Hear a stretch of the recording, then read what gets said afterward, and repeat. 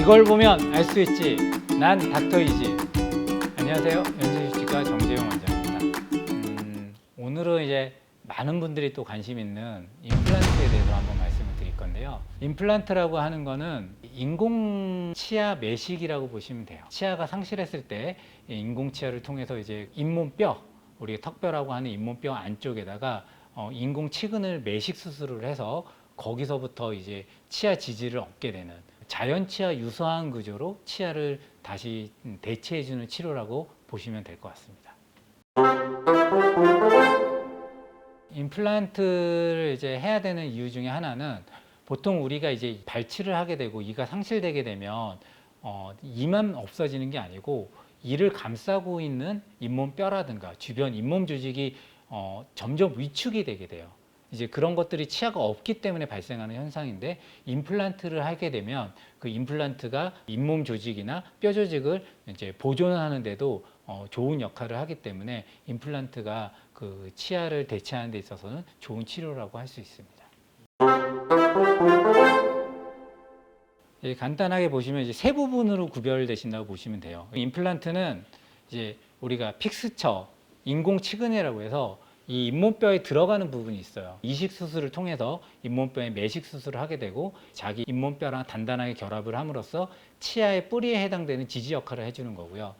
이 부분을 이제 인공 치아, 크라운이라고 하는 인공 치아와 연결을 해줘야 되는데 그 연결을 해주기 위해서 지대주를 이 임플란트 인공 치근 픽스처랑 연결을 하게 됩니다. 그 위에 이제 인공 치아를 만들어서 인공 치아를 결합을 해주게 되면 비로소 완전한 치아, 인공 치아가 되게 되는 것이죠.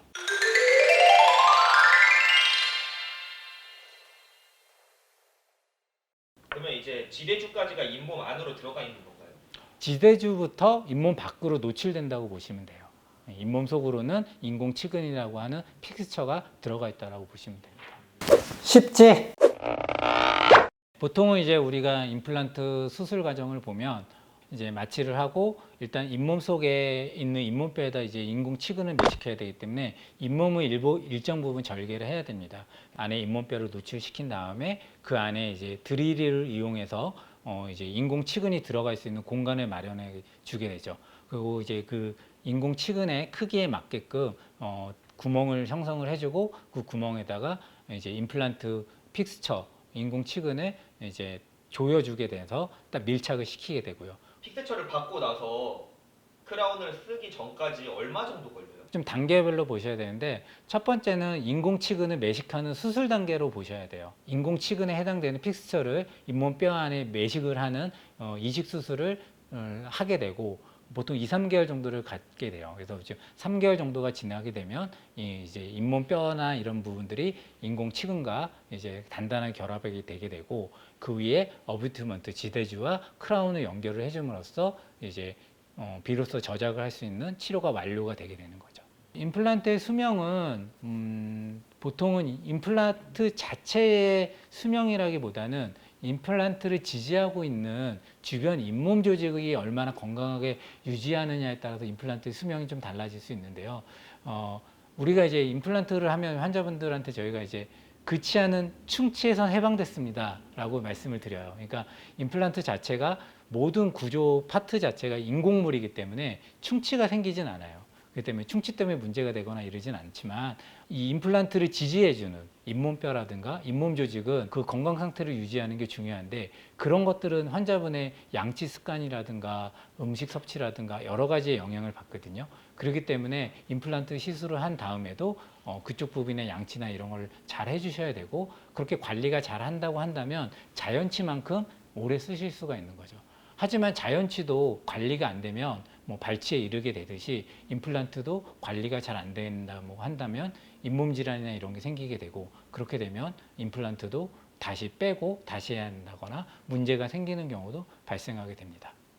그 외에 이제 치아 머리 부분, 이 보철 부분은 이제 사용하시다 보면 또 딱딱한 음식이나 이런 걸 드시다 보면 파절이라든가 그런 어떤 이제 물리적인 문제가 발생하기도 해요. 그 다음에 이제 그런 것들은 이제 이 머리 보철 부분만 교체를 한다거나 이런 식으로 이제 진행되게 됩니다. 그래서 이제 제가 이제 치료 기간으로 3개월을 말씀드렸지만 이거는 이제 평균적인 치료 기간을 말씀드린 거고 그게 이제 여러 가지 상황에 따라서 그 기다려야 되는 기간이 달라지게 됩니다. 예를 들어서 아래턱뼈 같은 경우에는 좀 더 뼈 조직이 치밀하고 단단하기 때문에 보통 2, 3개월 정도의 치료 기간을 갖게 되고요. 하지만 이제 위턱뼈나 앞니나 이런 부분들은 뼈가 좀 무르다거나 그리고 좀 개인적인 차이도 있어서 골질이 좋지 않은 경우에는 길게는 6개월 이상 보통은 기다렸다 하기도 합니다. 그래서 보통은 아래턱보다는 위턱이 좀 한두 달 정도는 더 기간이 걸린다고 보시는 게 맞습니다. 그리고 또 한 가지 더 이제 우리가 이제 임플란트를 하게 되면 그냥 단순히 이제 임플란트 시술만 하는 게 아니고 그 임플란트를 하는 데 있어서 치조골이나 이런 부분들이 부족한 경우도 많이 있거든요.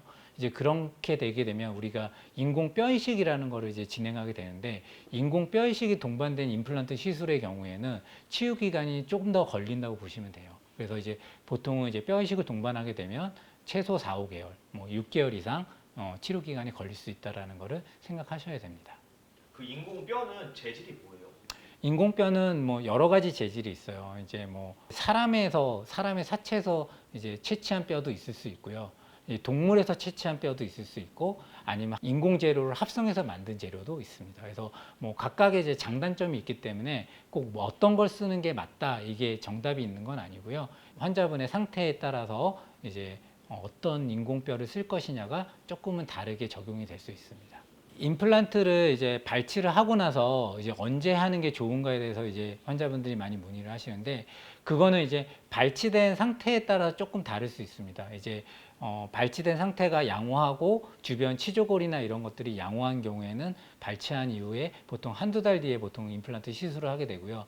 하지만 이제 발치 부위에 염증이 심하다거나 골 소실이 크다거나 이런 경우에는 보통은 3개월 이상 길게는 6개월까지도 기다렸다가 임플란트 시술이 가능할 때까지 이제 기다리는 경우도 있게 되고요.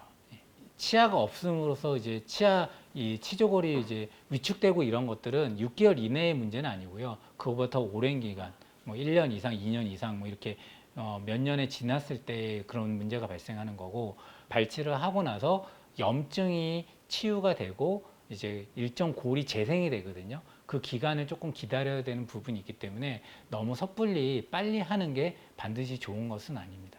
안 돼!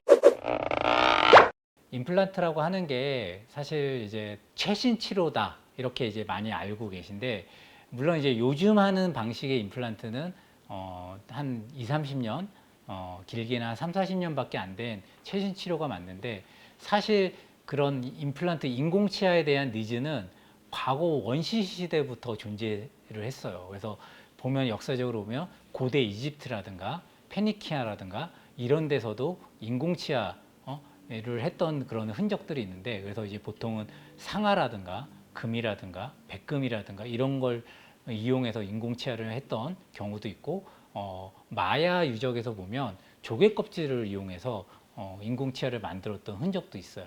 그래서 이제 요즘 쓰는 방식의 이제 임플란트가 처음 개발된 거는 1965년 스웨덴의 브레네막이라고 하는 사실은 이제 치과의사는 아니고 정형외과 의사가 이제 개발한 거예요. 그래서 이제 토끼 실험에서 토끼 뼈 안에 티타늄을 이식을 했더니 이 티타늄이라고 하는 금속이 토끼 뼈랑 엉겨붙는 현상을 발견을 했어요.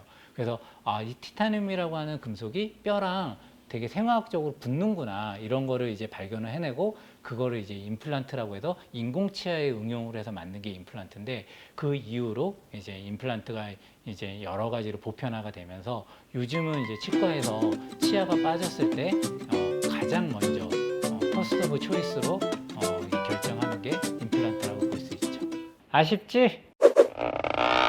어금니 수술할 때 그 부분에 염증이 있다거나 하면 임플란트 수술을 하기가 어렵다거나 그 골다공증 약이 임플란트 시술을 했을 때 그 치유를 방해하는 성생 2개까지 보험 적용을 받습니다.